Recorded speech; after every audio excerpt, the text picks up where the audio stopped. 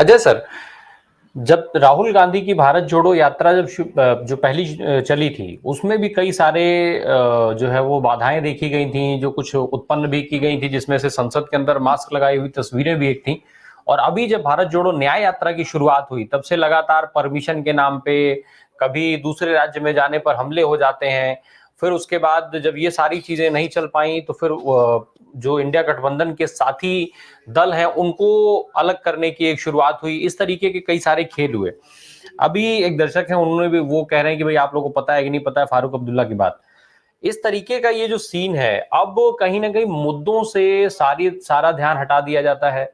भविष्य में आप कौन सा काम, आज की सरकार भविष्य में आपके लिए क्या करने जा रही है, इस पर बात होना बंद हो गई है। सारी बातें घुमा फिरा करके ला करके इंडिया गठबंधन के बिखराव पर केंद्रित कर दी जाती हैं।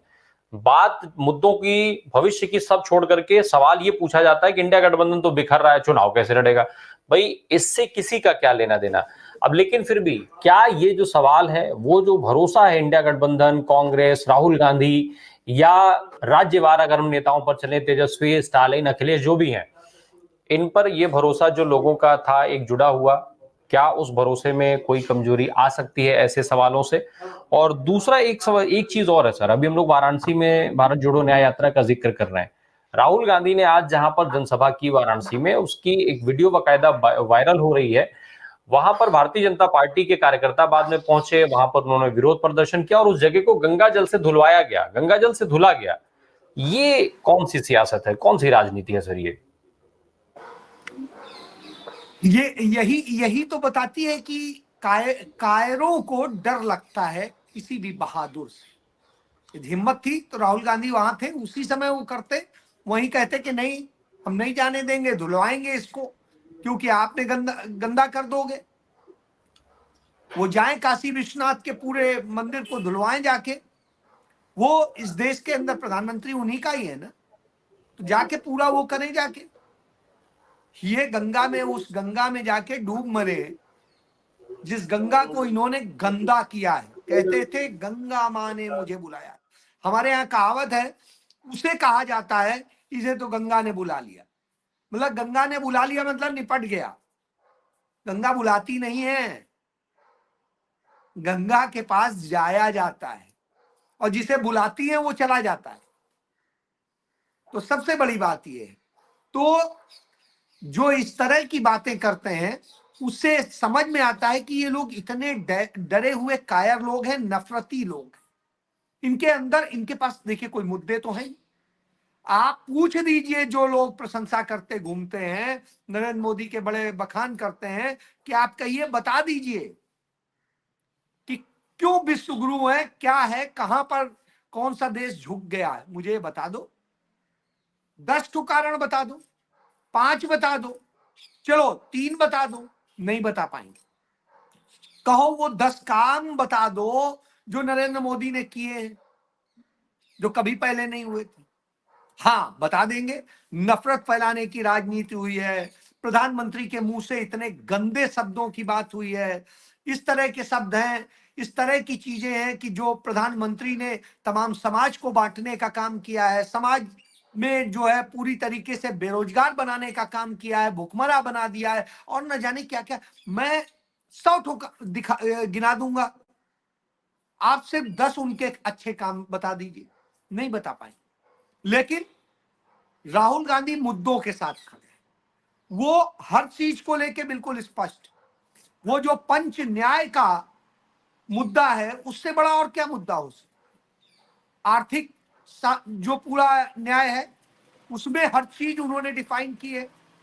जो युवा न्याय है, उसमें हर चीज डिफाइन है। उन्होंने जो है महिला के न्याय की बात की है, उसको आप देखिए पूरा डिफाइन है। जो उन्होंने सामाजिक न्याय की बात की है, कृषक और श्रमिकों के न्याय की बात की है। तो आप ये देखिए ना कि वो जिस तरीके से सारी चीजें कर रहे हैं, कि देश उसी में तो समाहित, वही तो चाहिए है। हम चाहते क्या है? तो राहुल गांधी तो हर किसी को न्याय देने की बात कर रहे हैं, और उन मुद्दों के साथ वो खड़े हैं।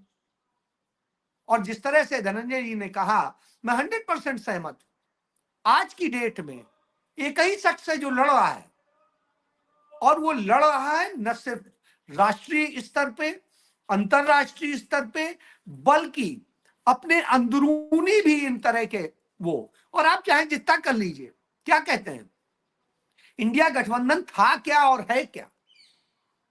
उस जो जब था तब भी राहुल गांधी के पीछे खड़ा था, आज है या नहीं है तो भी राहुल गांधी के पीछे खड़ा है। जो साथ है, गंगा गंगा होती है, गंगा जब चलती है गोमुख से, गंगोत्री से, तो वहां से लेके जब तक वो पहुंचती है कलकत्ता और पहुंचती है बंगाल, तो जब तक वो गंगा होती है ना, तो लोग, तमाम सारी नदियां उससे आके मिलती हैं, नाले आके उससे मिलते हैं, तमाम मिलते हैं, नदी नाले सब मिलते हैं। मैं पहली बात कह रहा हूं, नदी भी मिलती है, नाले भी मिलते हैं, और उसमें मिलने के बाद वो भी पवित्र हो जाते हैं, वो भी गंगा कहलाने, उसका भी आचमन किया जाता है। लेकिन जब उससे दूर होते हैं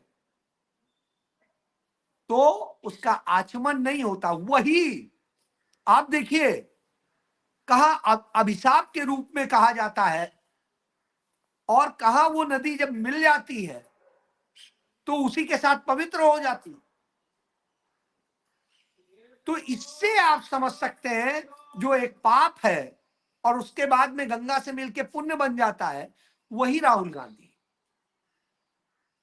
तो राहुल गांधी वास्तव में उस राजनीति को करना है, और इसलिए यही वजह है कि जब वो बनारस पहुंचे तो जनता उनके पीछे चल दी, उनके साथ चल दी, उनके मिलने को आतुर है। आप सोचिए, एक उनका बस ये देखने को मिल जाए, इतने के लिए परेशान है। कल्पना करिए, हिंदुस्तान के इतिहास में आपको क्या देखने को मिला है ऐसा? मैं अपने 50 साल का वो हो गया और 30 साल का मेरा जो है पत्रकारिता का कैरियर हो गया, इस दौरान मुझे तो नहीं देखने को मिला। मैं इतने के दौरान, जितना जब से मैंने होश संभाला, क्योंकि इंदिरा जी का, राजीव जी का एक दौर था, तब मैं छोटा ही था। राजीव जी का मैंने देखा है, थोड़ा समझा भी है, क्योंकि उन दिनों में थोड़ा सा इतना समझदार हो गया था। लेकिन उसके बाद तो कभी नहीं देखा। आप बताइए ना, किस नेता का देखा? मैंने जो धर्म के नाम पर नफरत फैलाने निकले थे, वो आडवाणी के में भी इतनी भीड़ नहीं देखी, मैंने नहीं देखी किसी और के। राहुल गांधी के लिए तो लोग अपना पैसा रुपया सब खर्च करके जा रहे हैं।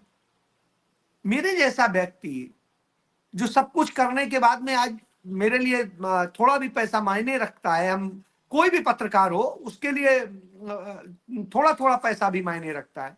मैंने एक बार जब